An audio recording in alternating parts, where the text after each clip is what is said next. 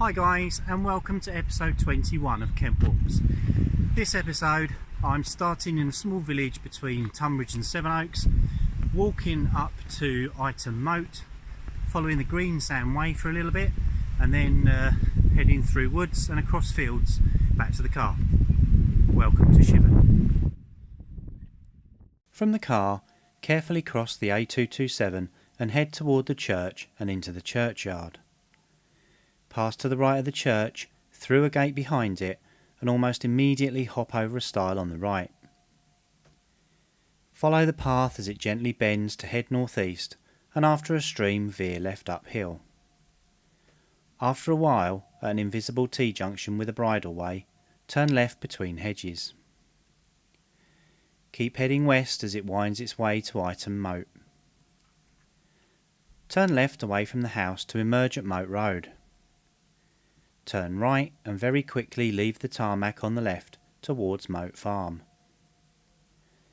By the entrance to the farm, pick up the Greensand way on the right, and at a fork choose the left-hand option. By Wilmot Cottage, turn left downhill to appear further south on Mote Road and cross straight over into Cold Blows. Follow your nose eastwards through the trees, and when you emerge and can once again see the church, maintain direction towards it, back through the churchyard to the start. Shipbourne was originally named Skep-Burna, meaning clear stream. The Church of St Giles was originally built in the 14th century and has been completely rebuilt twice since. Inside the walls of Shipbourne Church, within the crypt, is the Vane family vault area, and one of the most famous, or depending on your point of view infamous members, Sir Henry Vane the Younger, is laid. As a youngster, Vane was converted to Puritanism, and in 1635 moved to New England, where he was able to practice his beliefs freely. After serving as governor of Massachusetts, he returned to England in 1637. 2 years later, his father managed to secure him a job as the Joint Treasurer of the Navy, and the following April he was elected to the Short Parliament. However, Vane was ruggedly dedicated to his duties at the Admiralty and never really took an active part in the proceedings. The following June he was knighted by King Charles. In November, Sir Henry was elected to the Long Parliament as MP for Hull, where he emerged as a leading opponent of the King and vividly supported a bill to abolish the episcopacy, and with his father he helped bring about the impeachment of the King's chief minister, the Earl of Strafford. Consequently, King Charles fired him from his treasurership. In 1642, Sir Henry was reappointed into Parliament, and during the English Civil War he proved himself to be a very able administrator, and was paramount in securing the Solemn League and Covenant with Scotland, and succeeded John Pym as leader of the House of Commons in 1643. In 1649 he became a prominent member of the Commonwealth's Council of State and led the opposition to Oliver Cromwell's dissolution of the Rump Parliament. He wrote a pamphlet called A Healing Question, in which he attacked the government and for which he was imprisoned for a short spell. Sir Henry Vane the Younger made valiant attempts to remain on the winning side during the difficult period of the English Civil War. He'd been a royalist but then became a Roundhead before switching back to being a royalist under Charles I. In 1659 Vane assisted the army in overthrowing Oliver Cromwell's son Richard and sat in the restored Rump Parliament. 2 years after the restoration of King Charles II, Sir Henry was tried and found guilty of high treason due to his parliamentary activities and beheaded at Tower Hill in 1662.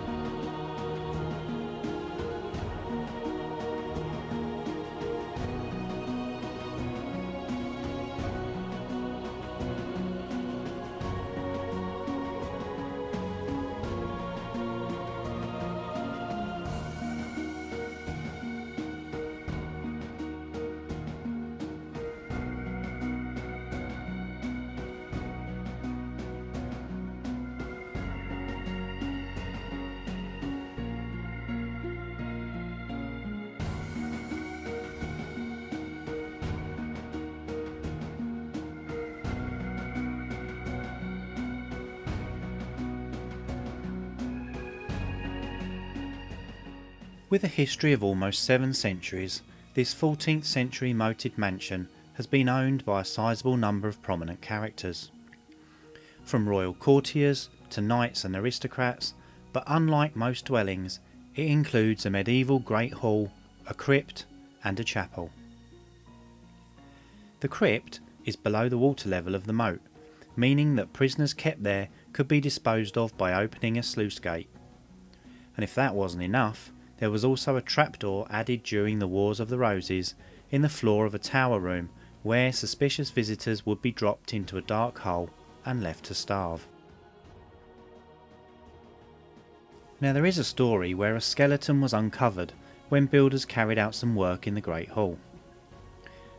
While unbricking a cupboard to the right of the fireplace, they discovered a skeleton of a young woman and believed it to be that of Dame Dorothy Selby, a 17th century owner of the house, who was murdered as punishment for uncovering the gunpowder plot. Dorothy had somehow learned of the forthcoming event of trying to blow up Parliament and sent an anonymous letter to her cousin Lord Monteagle, instructing him not to attend Parliament on the 5th of November.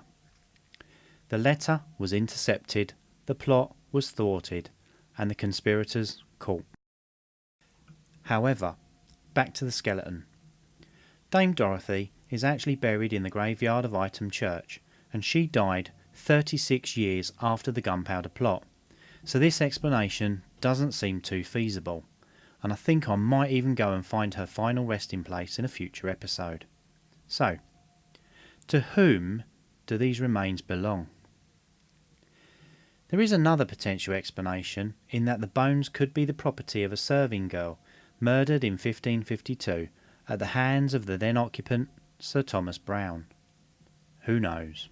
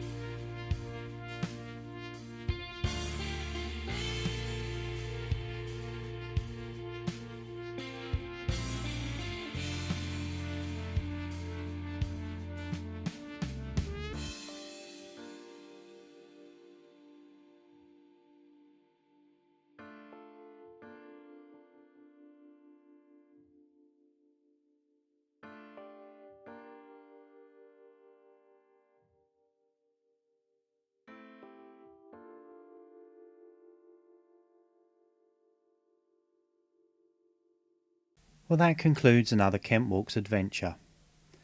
If you've got any suggestions and walks that we could include on the channel, want to do a video of, then drop them down in the comments. Hope you enjoyed it. Thanks for watching.